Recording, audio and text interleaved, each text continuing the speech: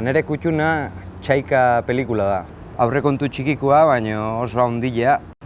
Pelikula ointzuen jendiak Kinoskopik produktorakoa gaina Zarautzekin zerikusi daka, hemen intzuen soinu postprodukzioa hemendik ibiltzeia, Josu González egintzun.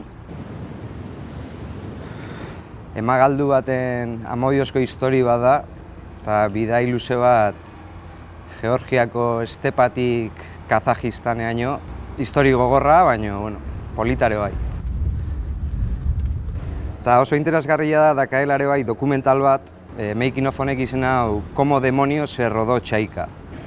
Eta hor ikustea ze pasio dakaen jende honek zineagatik, oso islada ona da ikusteko, eta zelan da hon gauza hauen atzian.